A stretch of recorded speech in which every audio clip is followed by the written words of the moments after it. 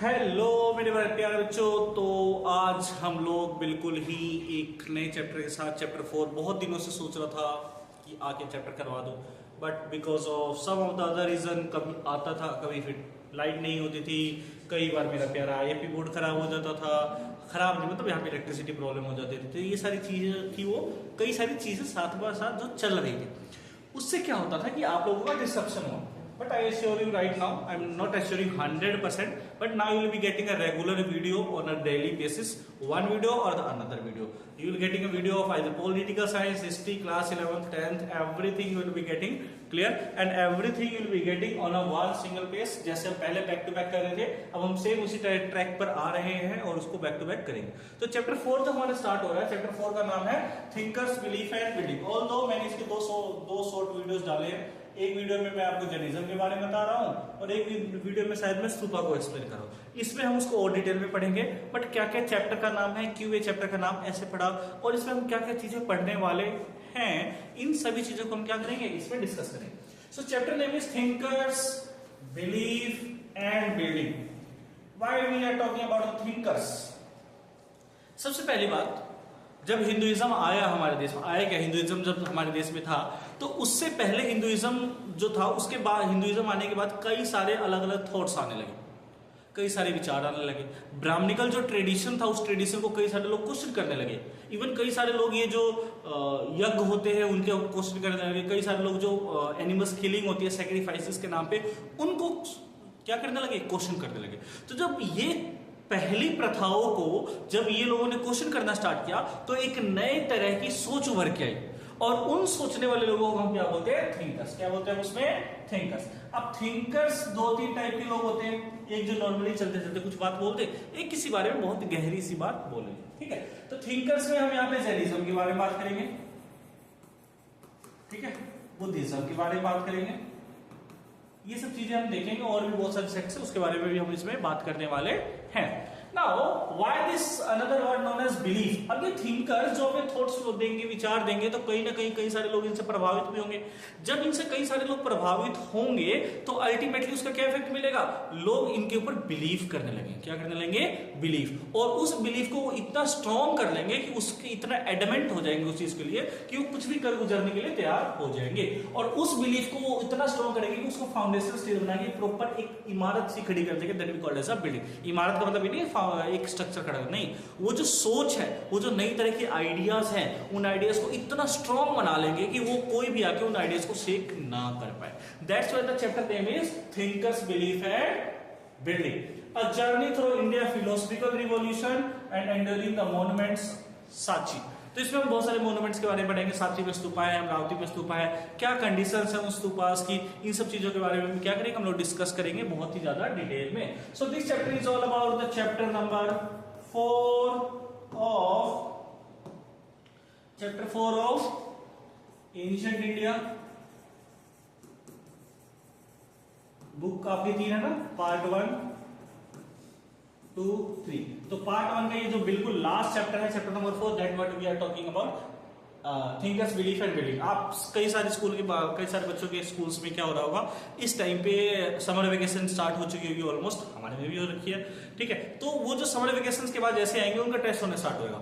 उस टेस्ट में most probably जो टीचर होता है वो किसी भी स्कूल का हो, अगर जो वो if he is doing in a right way, then ultimately वो टीचर जो है एंशिएंट इंडिया को पहले उठाएगा। तो एंशिएंट इंडिया में 4 चैप्टर 3 चैप्टर मैक्सिमम हो रखे होंगे आपके, तो उन्हीं 3-4 चैप्टर्स का क्या होगा, टेस्ट होगा। तो that's why this chapter is very important, because that you are going to get this chapter in a future for your test, clear.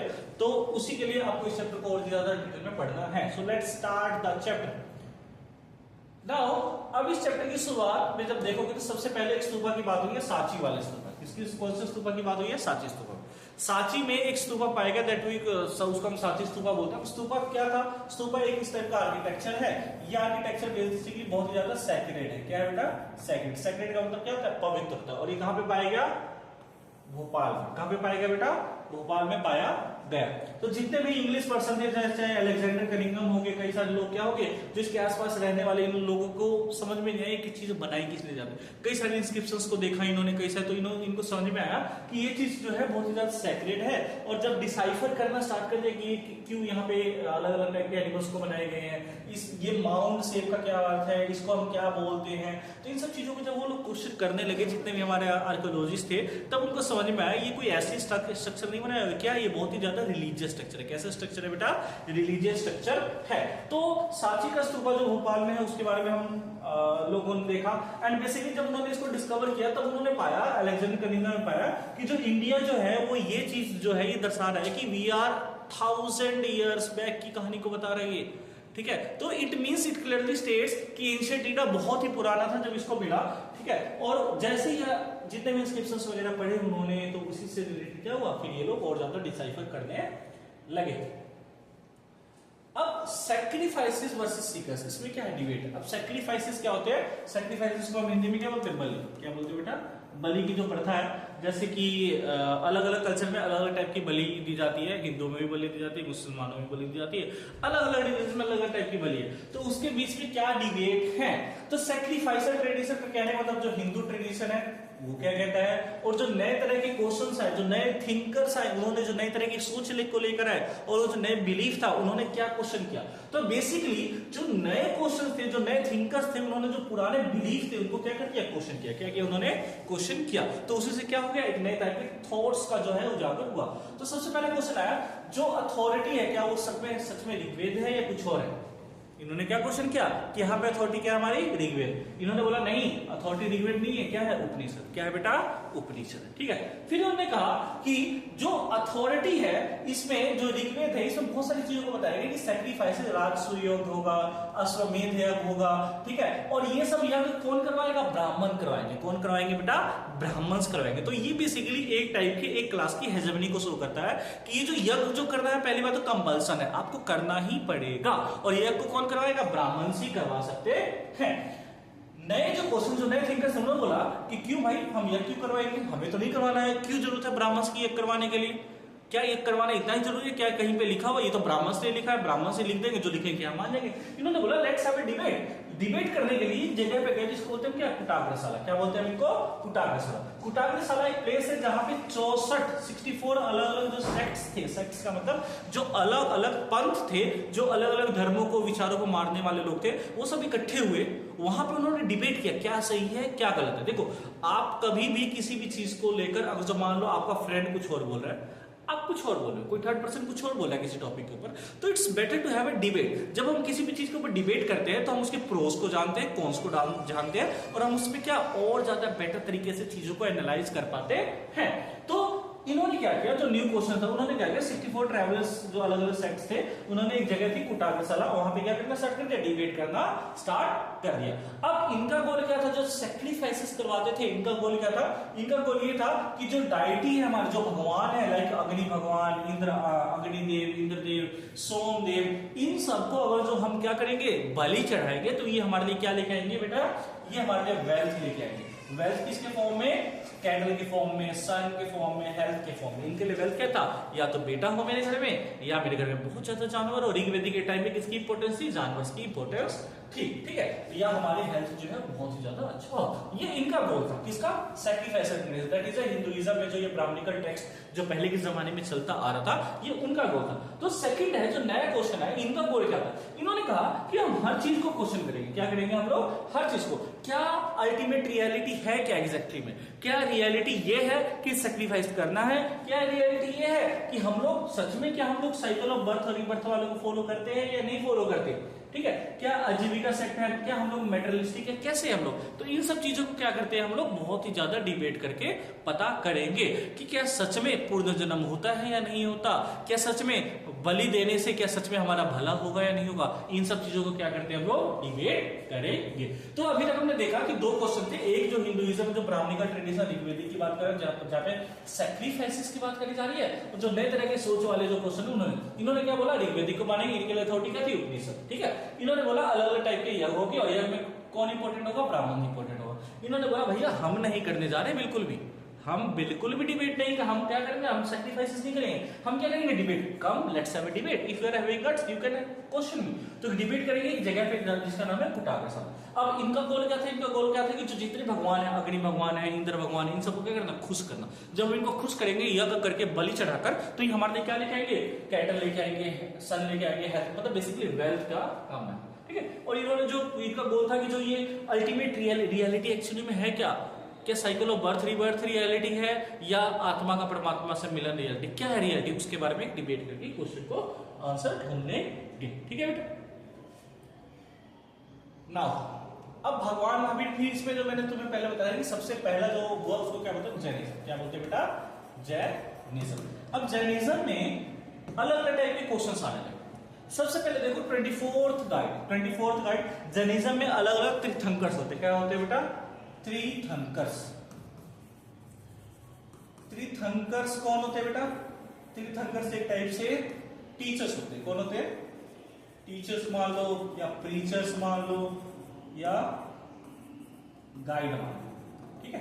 Teachers, preachers, guides ये होते हैं। जैनिज्म में, जैनिज्म का जब उत्थान हुआ, उन्होंने बोला कि हमारे कितने तीर्थंकर से 24। कौन, कितने तीर्थंकर से टोटल 24। जो सबसे फर्स्ट तीर्थंकर से बेटा वो कौन है, ऋषभदेव। कौन है बेटा,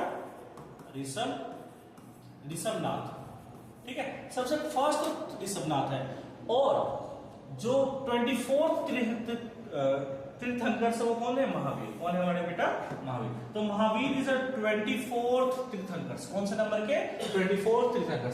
ये कौन होते हैं, एक टीचर जो ह्यूमन को गाइड करेंगे कि हमारी जो एग्जिस्टेंस है, क्या वो सच में एग्जिस्टेंस हमारा रियल है, या सिर्फ हम एनिमेटेड वर्ड का बस एक कैरेक्टर है, किस तरह के लोग हैं वो हम गाइड। तो जो गाइड करने वाले, जो जैनिज्म के ट्रेडिशन में जो भगवान, जिनको हम हिंदुइज्म में भगवान बोलते हैं, इस्लाम में अल्लाह बोलते हैं, तो इनके यहाँ पे क्या होते हैं, तीर्थंकर्स गाइड होते हैं, ठीक है। इन्होंने बोला, तो इनकी कोर जैन फिलोसफी क्या है, इन्होंने बोला कि जो पूरा वर्ल्ड है वो पूरा का पूरा क्या है, एनिमेटेड। एनिमेटेड का मतलब क्या है, हर चीज पहले से ही निर्धारित है।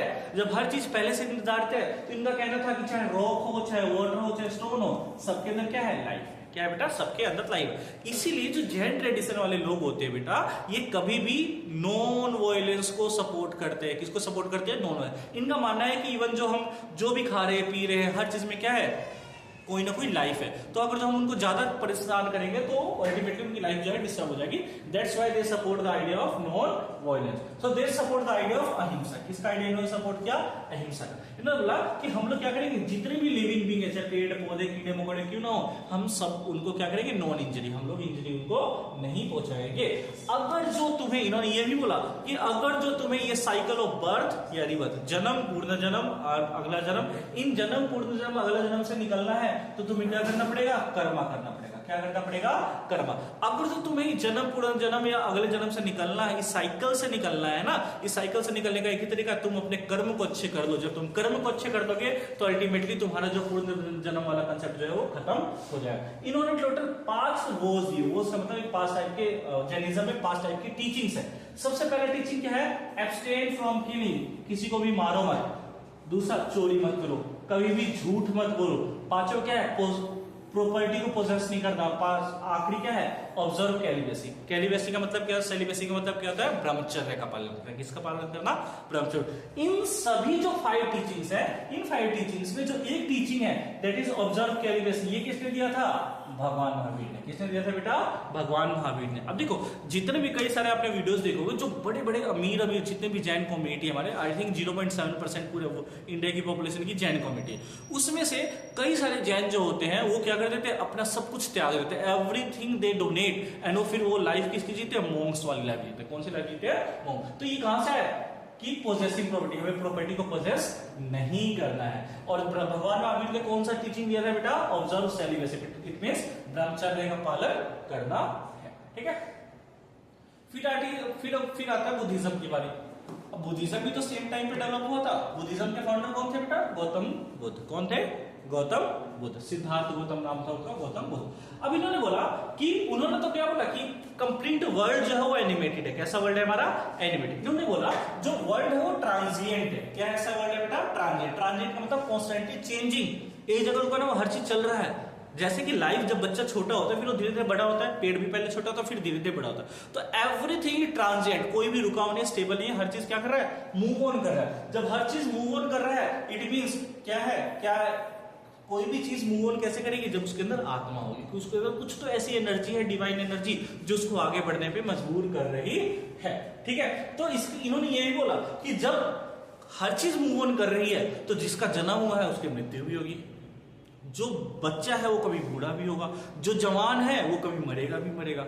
ठीक है, तो हर चीज मूवमेंट, जब हर चीज ट्रांजिएंट है, चेंज हो रहा है, तो हमें किस चीज का घमंड है, क्या हमें सुंदरता का घमंड है, नहीं। क्या हमें पैसे का घमंड है, नहीं। तो तुम जाओगे तो क्या लेके जाओगे, खाली हाथ ही आए थे, खाली हाथ ही जाओगे। This is the basic ideology that they follow. Clear? तो इट मींस इन्होंने कहा कि नथिंग इज एटर्नल और परमानेंट, कुछ भी परमानेंट नहीं है, कितना ही कमा लो, कितने करोड़ रुपए कमा लो, it doesn't matter at all, because everything is changing and constantly. आज तुम्हारा बुरा वक्त चल रहा है तो कल ये वक्त बदलेगा और कल सही वक्त भी आएगा, बस इंतजार करो।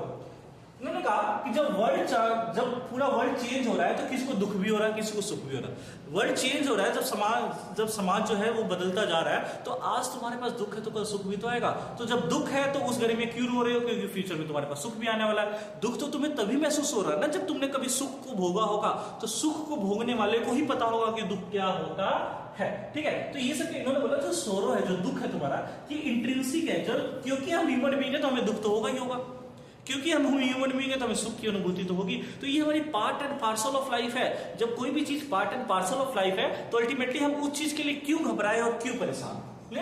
अब इन्होंने मेथड क्या चुना, इन्होंने बोला कि अगर जो तुम्हें ये रीबर्थ वाले कंसेप्ट से बाहर निकलना है, अगर जो तुम्हें इस रीबर्थ की मैं जन्म लूंगा, मरूंगा, क्या करूंगा, तुम्हें इस चीज से बाहर निकलना है, तो तुम्हें क्या करना पड़ेगा, तुम्हें मॉडरेशन वाला पाथ अपनाना पड़ेगा। मॉडरेशन का मतलब ना तुम्हें बिल्कुल एक्सट्रीम होना कि तुम्हें बहुत अमीर बनना, ना तो बहुत, एक मीडियम सी लाइफ जी के, जहां पे तुम सिर्फ अपने बेसिक चीजों को फुलफिल करो, और बेसिक चीजों को फुलफिल करने के बाद तुम अपनी जिंदगी को संतुष्टिपूर्ण जियोगे, तो अल्टीमेटली तुम इस साइकिल ऑफ बर्थ और रीबर्थ से मर जाओ। ध्यान रखना, जो ज्यादा अमीर होता है, जो ज्यादा लालची होता है, वो कभी भी साइकिल, वो मरते मरते ही बोलेगा हाय मेरे 10 करोड़ डूब गए। वैसा नहीं बनना। हमें क्या करना है, हमें इस डिजायर, जो हमारी ईगो है, जो हमारे अंदर डिजायर्स भरे हुए हैं, जब हम इस डिजायर्स को, ईगो को खत्म कर देंगे, तो अल्टीमेटली हम साइकिल ऑफ बर्थ और रीबर्थ को तोड़ देंगे।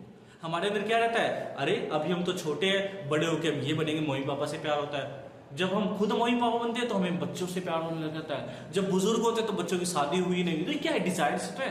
जब हमें इन डिजायर से छुटकारा मिल जाएगा, एक का 10 करोड़ होगा, 20 करोड़ होगा, जो भी होगा, वो जो डिजायर है वो हमारी कम हो जाएगी, हमारी ईगो कम हो जाएगा, तो अल्टीमेटली क्या होगा, हम ये साइकिल ऑफ बर्थ और रीबर्थ से मुक्ति पालेंगे। इट मीन्स आत्मा का परमात्मा से मिलन हो जाएगा, एंड अल्टीमेटली हमें जो कहता है स्वर्ग मिल जाएगा, वो स्वर्ग हमें मिल जाएगा। इसके लिए हमें क्या करना पड़ेगा, अपने डिजायर्स को कॉन्क्वर करना पड़ेगा। So this all about the today. कल हम लोग पढ़ेंगे संघ के बारे में, संघ क्या होता है, अलग अलग चीजें क्या होती है। ठीक है, तो इतना ही है। नेक्स्ट पार्ट का वेट करिए, and probably by tomorrow you will be getting the another part of this chapter. So stay tuned and stay tuned and stay tuned. ठीक है, चलो, thank you so much, bye bye, टाटा, see you, everything will be fine, don't worry.